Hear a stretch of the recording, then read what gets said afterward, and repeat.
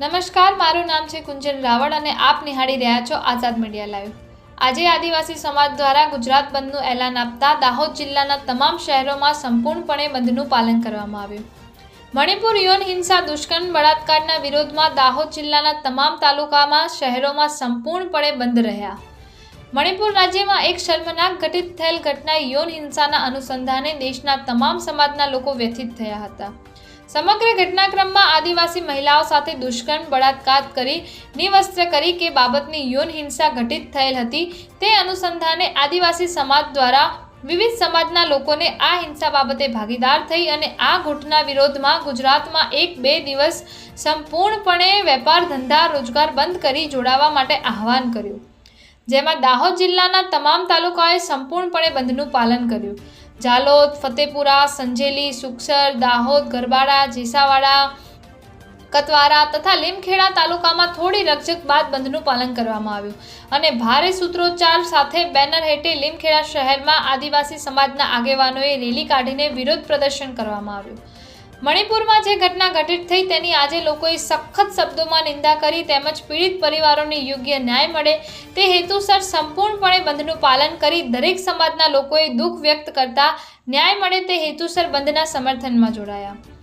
ખાસ કરી ફતેપુરના સંજેલી, જાલોદ, દાહોદ મુસ્લિમ સમાજના લોકોએ એક દિવસ અગાઉથી જ બંધનું સમર્થન આપી આદિવાસી સમાજના પડખે ઊભો રહ્યો। આદિવાસી સમાજનો એક જ નારો, ઉઠો, જાગો અને આપણી મા, બહેન, દીકરીઓના દુષ્કર્મ, અત્યાચારના વિરોધમાં અવાજ ઉઠાવો। આજે મણિપુરમાં આપણા સમાજની દીકરીઓને નિવસ્ત્ર કરી જાહેરમાં ફેરવી બળાત્કારોને કડકમાં કડક સજા થાય તેનો અવાજ આપવા તમામ ભાઈ બહેનો એક સાથે અવાજ ઉઠાવી દોષીઓને સજા થવી જ જોઈએ તેનો અવાજ બુલંદ કરીએ અને જ્યાં સુધી મણિપુરની ઘટનાના આરોપીઓને સજા ના થાય ત્યાં સુધી આદિવાસી સમાજ આનો વિરોધ કરવાના મૂડમાં છે। રિપોર્ટર કલ્પેશ ચૌહાણ, આઝાદ મીડિયા લાઈવ, દાહોદ।